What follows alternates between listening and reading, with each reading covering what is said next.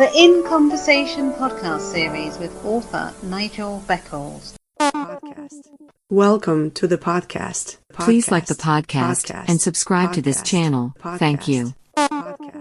Have you experienced several failed relationships or been through a divorce? How can you avoid making the same mistakes again? How to avoid making the big relationship mistakes is out now. Hi, my name is Nigel Beckles. My new book is packed with practical and common sense strategies that you can use to make better relationship choices. Now you can discover the dangerous myths about love. If your relationship expectations are realistic, why you could be falling in love for all the wrong reasons. How to avoid making the big relationship mistakes. It's a book that could change your life. Available from amazon.co.uk. Kindle version also available.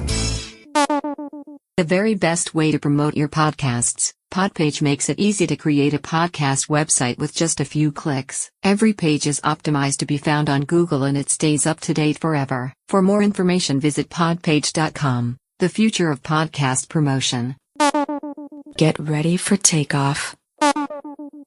Welcome back to my In Conversation podcast series. My guest for this episode is an American author who has so far published 5 books, Hezekiah Morris.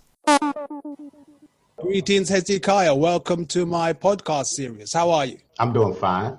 Where do you live at the moment? In the United States at the moment. And in which area? New York. So where did you grow up? I grew up in Virginia. I understand you attended college. Which one did you go to and what type of qualifications do you have? I went to Skyline College and I graduated with my computer engineering degree, associates in Hezekiah, you've written 5 books. Well, I had got into some trouble and I was incarcerated and I was just going over the things in my life. And, I decided to just write it all down because for me to be such a young age, I've been through a lot and I've done a lot. And I was like, I might as well put it in a book, And, when I was younger, everybody said, boy, you was just moving too fast. You're going to write a book one day. And eventually I ended up doing it now. Basically, I'm on my 5th book. So how old are you now? I'm 42. And what are your books about? Some of them are motivational, inspirational. So what's your first book called? Restoring Hezekiah, Changing a Generation.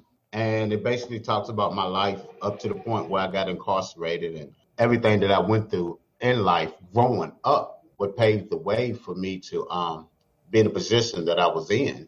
Going through domestic violence, going through being, the darkest one in my family and peer pressures and being addicted to drugs and alcohol and all of the bad things that came with us trying to find out who I was as a person and as a man and the struggles that I have still to this day of trying to live up to other people's expectations of me and me just wanting to be my own person. And, so I put it all in a book to share with others who goes through being depressed, because I battle with depression too, and just going through things and learning how to build themselves up, to never give up and always have hope. Well, I understand you write poetry. So when did you become interested in that? It's just something I do every now and then. I'm not really into poetry, but the way my books are put together, you would think that I'd be writing poetry, but I just love writing. When I get a thought in my head, it's nonstop.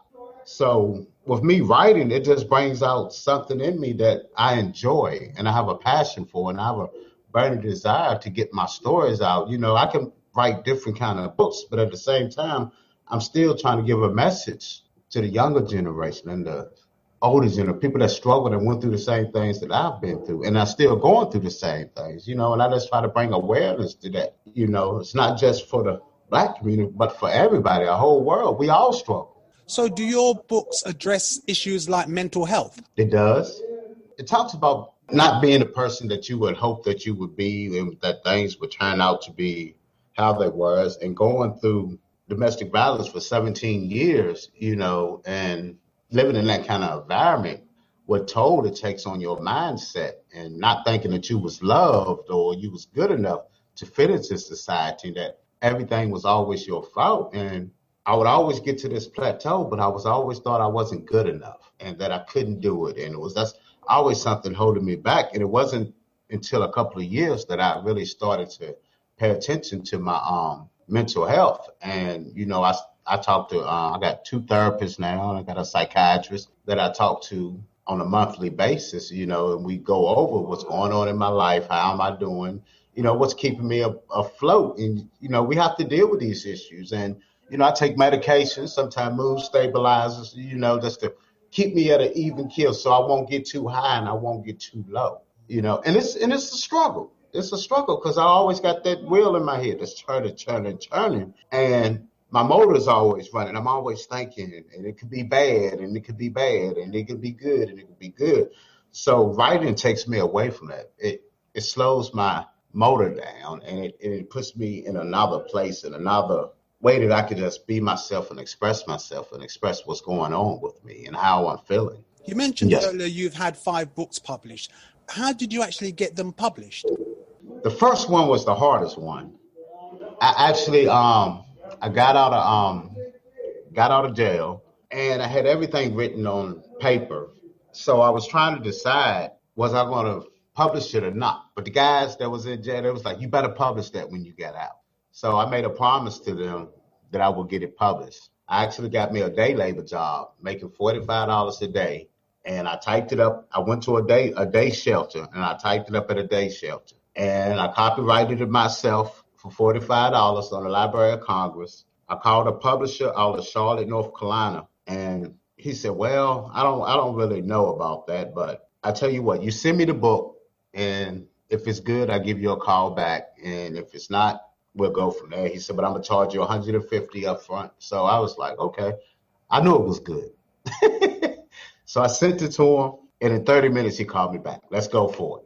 And with that, it was off to the races. I went to, I was in my hometown. I was working one day, and my book had came out, and I just felt a nudge. You need to leave home. I was like, God, what are you talking about? I got 1 book. I said, it's more to life to me than working in a manufacturing job from 7 to 3:30, come home and doing that for the rest of my life. This is not what I want. I got up, and I just moved out of state. And I traveled back and forth to Philadelphia to New York promoting my book. I did Columbia University, Howard University, Georgia. These are prominent universities in the United States and many other universities. I did over 100 podcasts.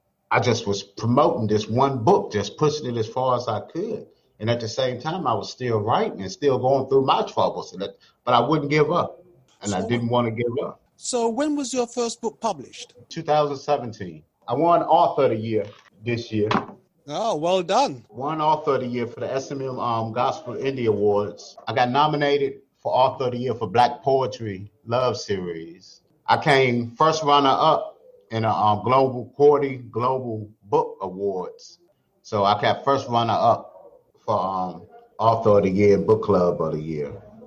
I just work and promote my books. And now I'm trying to focus on doing some movies, a couple of movies for my books and stuff like that. Let's share my talents with the world and what I went through and show them that it's a better way and that we can do it by being persistent and not giving up and always having hope and keep your faith and just keep pushing forward. About 3 weeks ago, I started my own production company. I haven't did anything with it yet, but I want that to lead me to different avenues so maybe I can help others the way people help me along the way. So how can people contact you? They can reach me on Facebook as Hezekiah Morris. I'm on Instagram at Author Hezi. I'm on Twitter as Morris_Hezekiah. And they can contact me Gmail, hasmore8522@gmail.com. Okay, Hezekiah. Well, that's been very interesting and intriguing. Thank you very much for your time. Thank you.